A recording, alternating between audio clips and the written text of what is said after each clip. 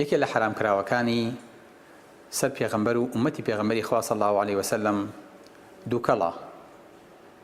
ئەفەرماوە دووبارەی کەرەوە.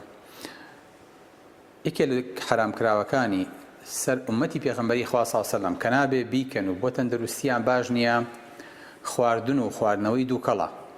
یعنی چی مامۆستا؟ یعنی خەڵکە چێت لە ژوورێکە دووکەڵی تیا بێ بچێتە ناو ژوورەکەوە، یاخود ئاگرێ بکاتەوە خۆی خاتە بەری، یاخود دەم بنێ بە ئەگزۆزی سیارەیەکەوە، یاخود بچێت لە کارگەیەکەوە لە لولکێشەکەیەوە هەناسە هەڵمژێ. ئەمە شتێکی مەحاڵە. ئایا کەس هەیە دووکەڵ بخوا؟ بەڵێ بەڕێزەکانم، خەڵکانێکمان هەیە بەداخەوە ئەڵێم ئەمڕۆ دووکەڵ ئەخۆنەوە، ئەو نەش بە قوڵی هەڵمژێ هەتا مەعیدەی ئەڕوا دەسیەکانی دەرەچێ، کە ئەمەش لای خۆمان پێوترێ جگەرە. بەداخەوە جگەرە وای کردووە جگەری زۆر لە کەسەکانی سووتانووە و هیچ ئیرادی بەدەست خۆیەوە نەماوە، هەموو دەستی یاوەتە دەست جگەرەکە و ئەڵی کاکە تەرکیکە، ئەڵێ بەخوا کاک دکتۆر بەدەست خۆم نییە. دی بە مرافقەکان ئەڵێم کاکە ئەم پیاوە جگەرە مەکەن بەدێمیەوە. یعنی چی بەدەست خۆی نییە؟ ئێوە بە زۆری کەم بەدێمیەوە. نەوەڵڵا بەدەستی خۆی ئەیخوا. ئەی بۆ بەدەستی خۆ نییە باوکی من؟ یعنی سوبحان الله ئینسان ئەو نە زەلیلی دووکەڵ بێ، ئەو نە ڕۆچێ، ئەو نە خوو بە شتێکەوە بگرێ، بەڕاستی ئەمە پێوتێ ئالوودە بوون. خۆشەویستەکانم، قسەکانم ناخۆشە بۆ ئەوانەی کە جگەرە ئەخۆن، بەڵام وەڵڵاهی خەمە خۆم لە جەنابتان، چونکە من ئەزانم کە نەخۆشیە بۆ لام ئەڵێم چەند ساڵە جگەرە ئەخۆی، ئەڵێ 30 ساڵ، ئەڵێم چەندێکە تەرکە کردووە، ئەڵێ 3 مانگ، ئەڵێم مۆ سەرەتانێتی. یەکسەر بە قوتابەکان ئەڵێم ئەمە سەرەتانێتی، 30 ساڵ بە قسەی کەسێ نەکردووە. ئێستا کە نەخۆشیەکە تیا دروست بوو، تازە بیری کەوتێتەوە وازەهێنیت بۆ، چونکە تازە شەیطانێکە ئەم جگەرەیە و ئیشی خۆی کردووە لەسەرت. ئینجا وازە لێ نەڵە تەواو تووشی دەردە پیسەکەم کردوکو خۆمانەڵین و بەجێڵێت بۆ ئەوەی کە بە هێواشی و لەسەر خۆ بمرێ. لەبەرەوە تۆ ئەو ڕۆژەی کە دەستی یایە بە جگەرە بزانە هەر جگەرەیەک 8 دقە لە عمری تۆ کەمەکاتەوە. بۆیە جگەرە زۆر کۆڵە پێوە هەڵناگرێت لە کاتێکا تووشی بەڵام موسیبەتەکە. خۆشەویستەکانم، زەرەرەکانی جگەرە لە ساڵەکانی پێشوا دیار نەبوو.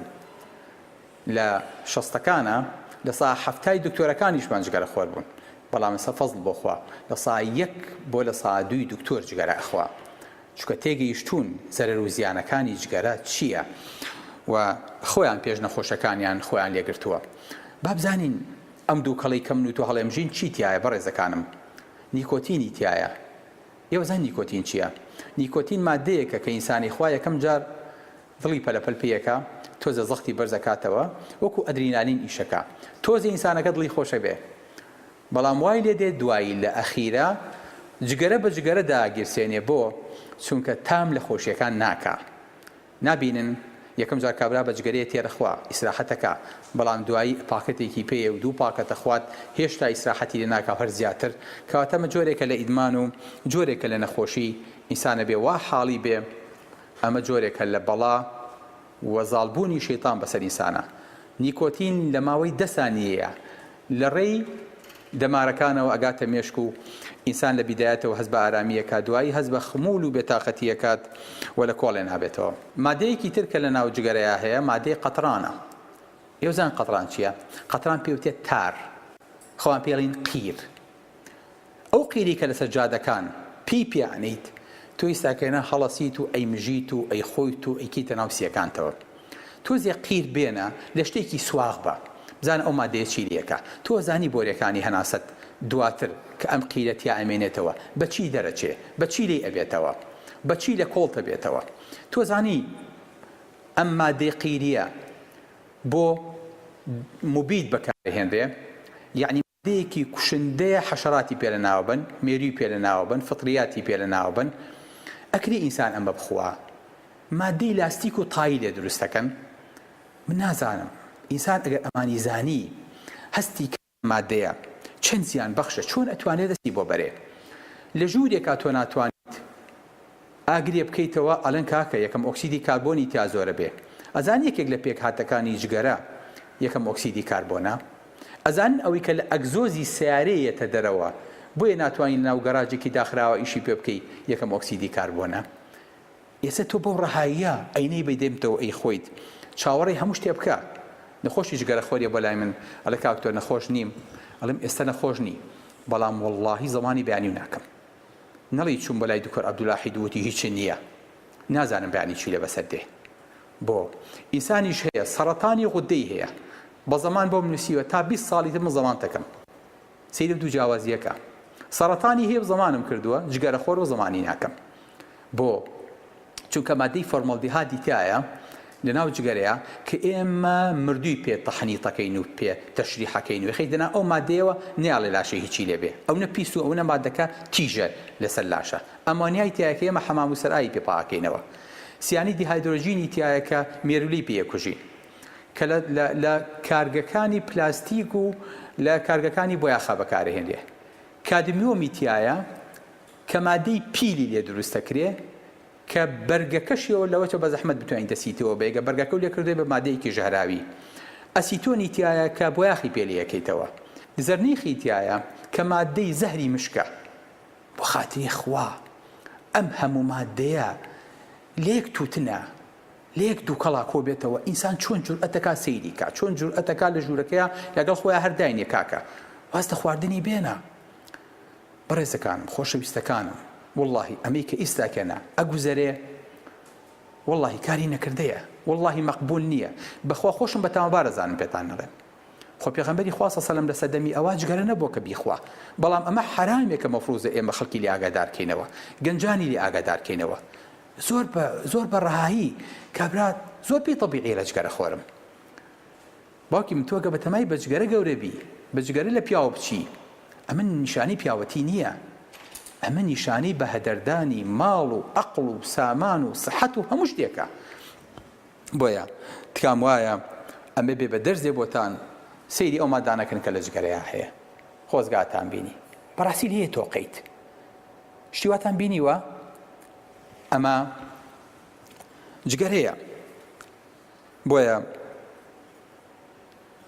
جگەرە تەئسیر لە هەموو خانەکانی لاشەی ئینسانەکە لە مێشکیەوە بیگرە حتاوەکو بەری پێی هیچ خانەیەک نییە دووکەڵی جگەرە و بۆنی جگەری بۆنێ جا لەسەرەوە هەتاوەکو خوارەوە ئینجا بە هەموو جۆر نەخۆشیەکانەوە لە دڵەوە لە جەڵتەوە لە کوێریەوە لە ئیلتیهابی پووکەوە لە دەمودانەوە لە بۆری خوێنەوە لە سیەکانەوە لە ڕەقبوونی دەمارەکانی خوێنەوە لە ئەسما و ڕەبووەوە لە کەمبوونی پیاوەتی و نزۆکی و مناڵەبوونەوە هەتاوەکو جگەرە لێرە ئەی خۆیت سوبحانە لە میزەڵانە کاریگەرەکە دەرەکەوێت چۆن تووشی سەرەتانی سیەکان تەکا ئاوا کە شۆرایەوە لە خوێنە لە ڕێی میزەوە ئینجا لێرە تووشی سەرەتانی میزەڵان تەکا هەتاوەکو ئەو حەددە جگەرە نەخۆشیە و ئەبێ خۆمانی لێپارێزین لەبەرەوە بکوژی یەکەم مجریمی یەکەم تاوانباری یەکەمی مرۆڤایەتی لەسەر ئاستی عالەم ئێوە پێم بڵێن کیمیایەکی هەڵەبجەیە ئەتۆمەکەی هیرۆشیما و ناکازاکیە چەکی کۆمەڵکوژیەکانە نا